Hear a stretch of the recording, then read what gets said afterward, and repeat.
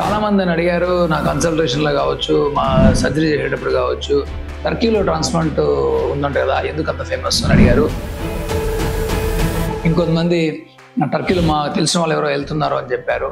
మొత్తానికి టర్కీలో ఎందుకు ఈ ట్రాన్స్ప్లాంటేషన్ అనేది పాపులర్ అనేది చాలామందికి మన తెలుగు వాళ్ళకి మైండ్లో ఉన్న క్వశ్చన్. అయితే అక్కడికి వెళ్ళొచ్చా లేదా, వెళ్తే ఎందుకు వెళ్ళాలి, వెళ్ళకూడదు అనుకుంటే ఎందుకు వెళ్ళకూడదు, దీని మీద ఒక వీడియో చేద్దామని నేను ఈ వీడియో చేయడం జరిగింది.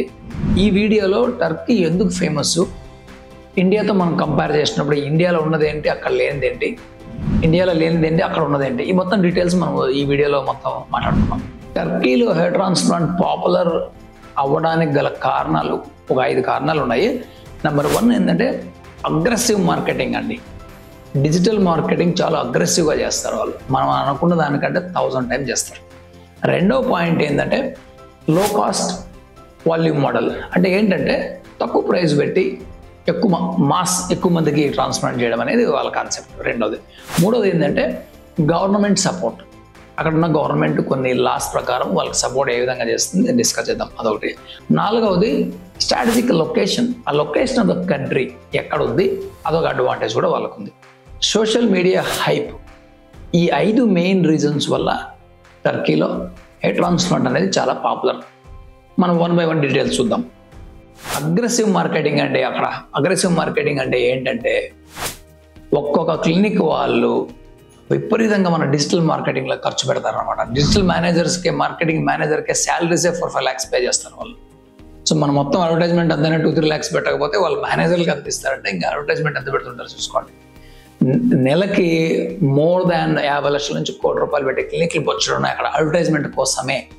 సో అగ్రెసివ్ మార్కెటింగ్ చేయడం వల్ల ఏమవుతుందంటే మన ఇండియా మీడియాలో కావచ్చు, మొత్తం అన్ని చోట్లకి ఇన్స్టాలో, ఫేస్బుక్లో వాళ్ళు అగ్రెసివ్గా ఆ వీడియోస్ అన్ని పెడుతుండడం వల్ల పాపులారిటీ వచ్చింది. నెంబర్ 1. ఈ అగ్రెసివ్ మార్కెటింగ్ మన ఇండియన్ డాక్టర్స్ తట్టుకోలేరు. ఎందుకంటే ఇండియన్ డాక్టర్స్ 10 years 9 years చదివి క్లినిక్ పెట్టి దాని మీద లోన్ చేసి ప్రాక్టీసులు నడిపి అడ్వర్టైజ్మెంట్ చేయడం అనేది బియాండ్ దేర్ కెపాసిటీ. చాలామంది చేయలేరు. దానికి చాలా డబ్బులు కావాలి, హార్డ్ వర్క్ కావాలి, సక్సెస్ అవుతుందో లేదు గ్యారెంటీ లేదు. కాబట్టి అక్కడ మాడ్యూల్ ఎలా ఉంటుందంటే ఇన్వెస్టర్ ఎవరో 50 to 100 crores ఇన్వెస్ట్ చేస్తాడు. అక్కడ క్లినిక్ పనిచేసే డాక్టర్ వేరే, అక్కడ పనిచేసే టెక్నీషియన్స్ వేరే. అంటే 3 సెట్టింగ్స్ ఉంటాయి. ఇండియాలో మాదిరి డాక్టర్ ఓన్ క్లినిక్ ఉండి అతనే వర్క్ చేసి అతనే అడ్వర్టైజ్మెంట్ చేసేటట్టుగా ఉండదు.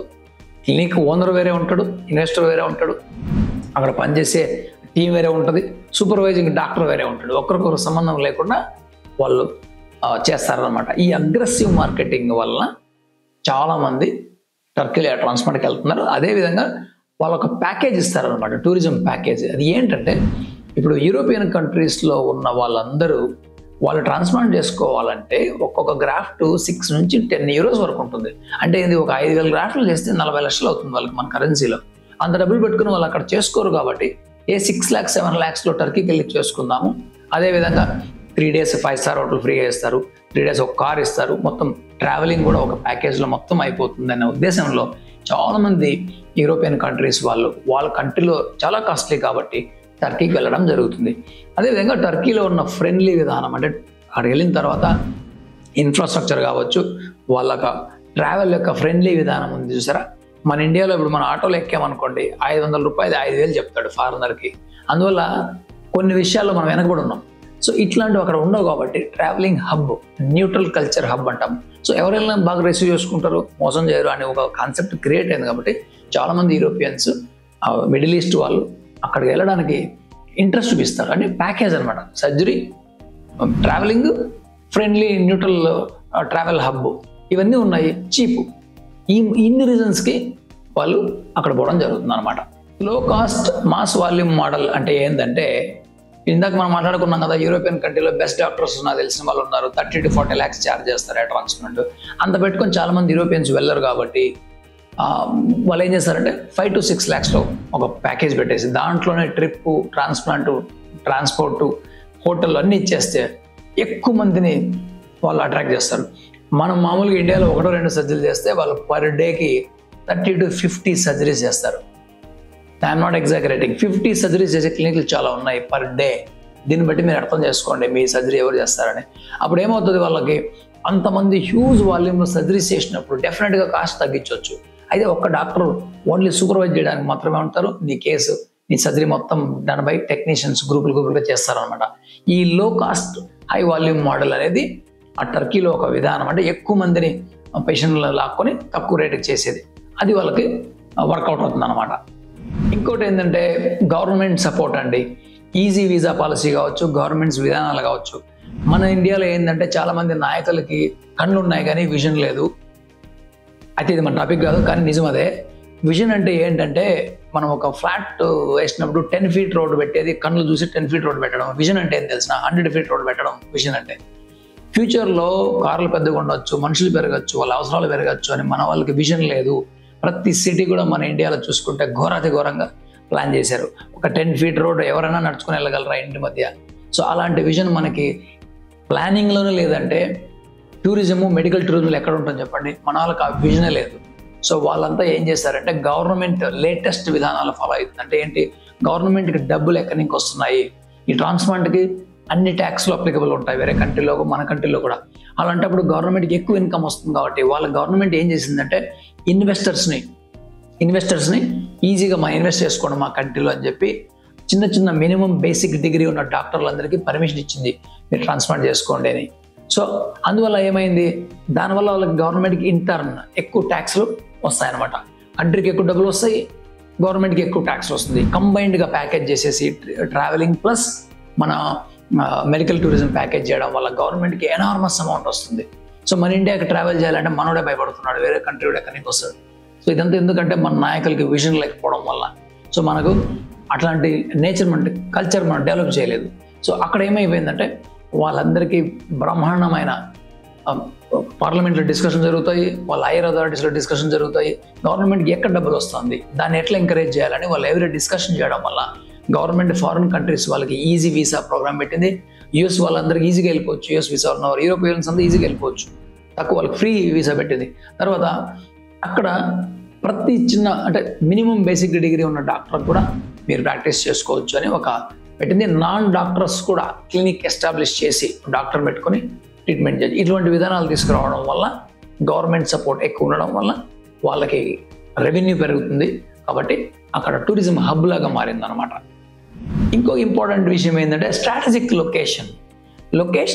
ఈ మీరు ఇస్తాంబుల్ టర్కీ మీరు చూస్తే మిడిల్ ఈస్ట్కి, యూరోపియన్ కంట్రీస్కి, ఏషియన్ కంట్రీస్కి మధ్యలో ఉంటుందండి. అది వెరీ హబ్. అంటే ఆ లొకేషన్ వైజ్ కూడా సెంటర్. ఇప్పుడు మనము యూరోప్ ట్రావెల్ చేయాలంటే చాలా దూరం 14 hours పోవాలా.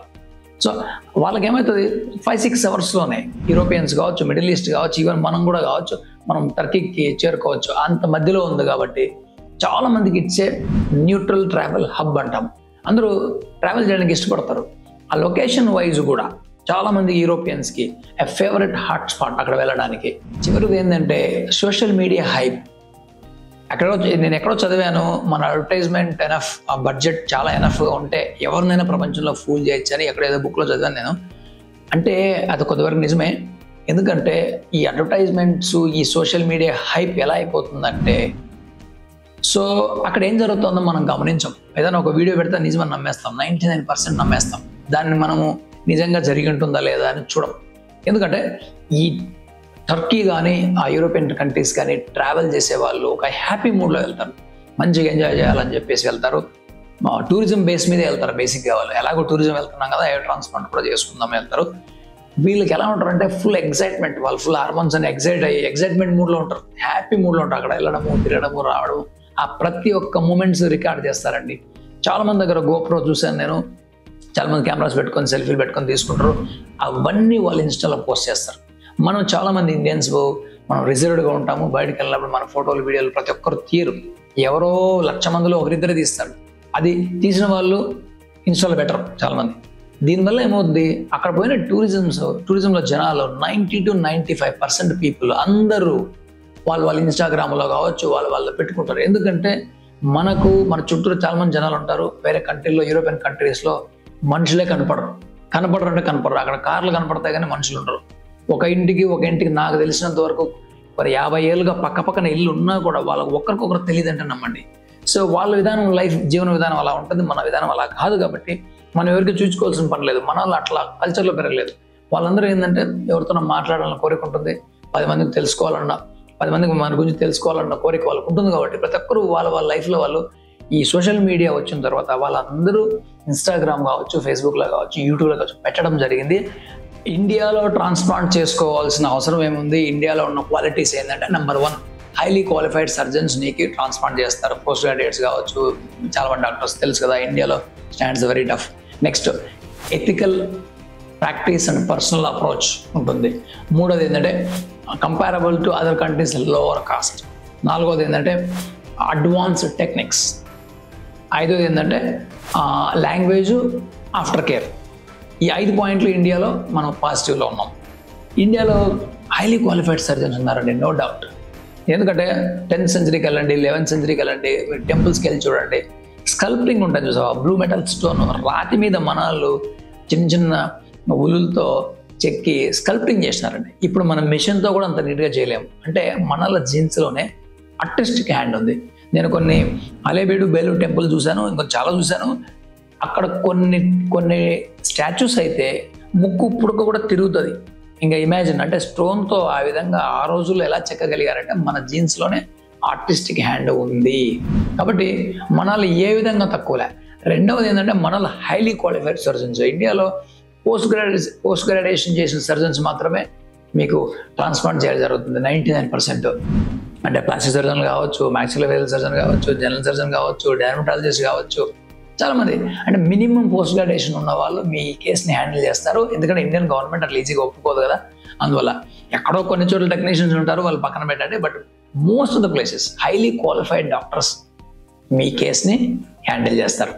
రెండవది ఏంటంటే ఎథికల్ ప్రాక్టీస్ ఉంటుంది ఇండియాలో. అంటే ఇది 1-to-1 మీరు డాక్టర్ దగ్గర కాంటాక్ట్ అవ్వచ్చు, మీరు ఎవరు అని కనుక్కోవచ్చు, ఇవన్నీ ఉంటాయి. ఇవన్నీ టర్కీలో ఉండవండి. ఎందుకంటే మీరు 1-to-1 డాక్టర్నే కలవడం.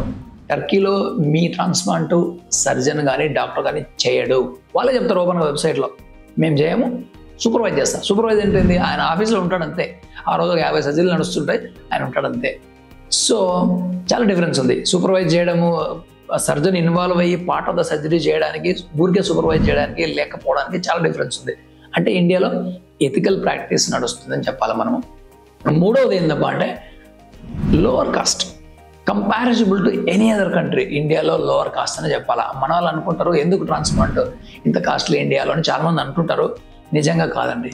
ఎందుకంటే బయట ట్రాన్స్ప్లాంట్ కాస్ట్ 5,000 to 6,000 గ్రాఫ్ట్స్కి మోర్ దాన్ 40 lakhs అవుతుంది, యూఎస్లో కానీ యూరోప్లో కానీ. So India is the only country cheapest అని చెప్పాలి. కాకపోతే ఇక్కడ ఏమవుతుందంటే ఎవరో 5 రూపాయలకి 10 రూపాయలు గ్రాఫ్ట్లు చేస్తున్నారు కొంతమంది అని చెప్పేసి చాలామంది వెళ్ళి చేయించుకోవడం వల్ల వాళ్ళ కాస్ట్ కంపారిజన్ వస్తుంది. సో మంచి సర్జన్ తక్కువ రేటుగా చేస్తాడు ఇక్కడ, I'm sure about it.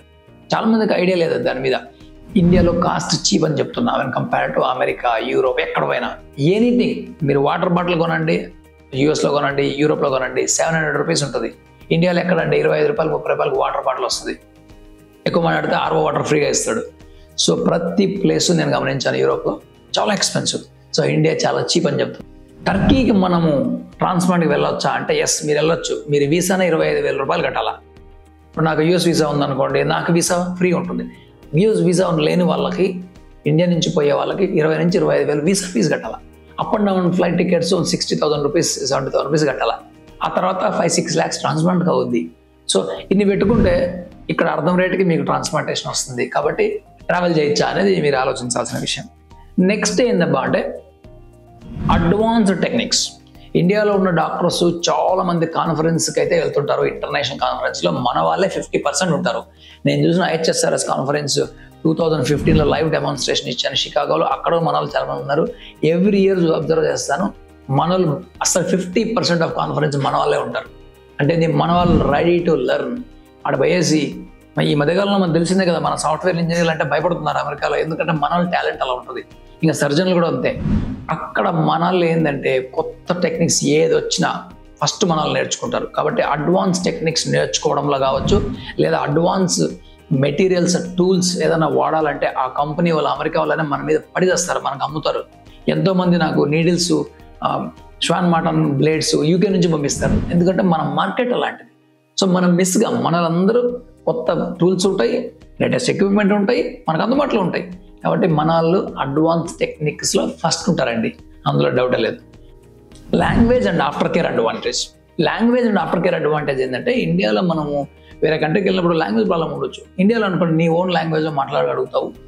After care advantage ఏంటంటే డైరెక్ట్ 1-to-1 డాక్టర్తో మనం డైరెక్ట్గా మాట్లాడుకోవచ్చు, ఫోన్లో మాట్లాడవచ్చు. కాంప్లికేషన్ అయితే వేరే ఏ కంట్రీలో కూడా ఇటువంటి ఫెసిలిటీ లేదు. వేరే ఏ కంట్రీలో కూడా నువ్వు ప్రాణం పోయినా కూడా డాక్టర్తో ఫోన్లో మాట్లాడలేవు. ఇండియాలో 11 o'clock కూడా మెసేజ్ పెడతారు చాలామంది. కొంతమంది మహానుభావులు 3 గంటలు కూడా పెడతారు. That's okay. మన డ్యూటీ ఏంటంటే మనం మేల్కొని ఉంటే ఆన్సర్ చేస్తాము. కానీ వేరే కంట్రీలో మార్నింగ్ 9 ఈవినింగ్ 5 తర్వాత నీకు ఒక కస్టమర్ కేర్ కాల్ ఉంటుంది తప్ప డాక్టర్ డైరెక్ట్గా ఎప్పుడూ మాట్లాడండి. ఏ ట్రాన్స్ప్లాంట్కి ఫోన్లో మాట్లాడతారు డాక్టర్లు అంటే చాలామంది నవ్వుకుంటారు. కార్డియాక్ సర్జనే మాట్లాడు, ఇంక ఏ ట్రాన్స్ప్లాంట్కి ఎక్కడ మాట్లాడతారు. కానీ మనకి ఇండియాలో అదృష్టం ఉంది.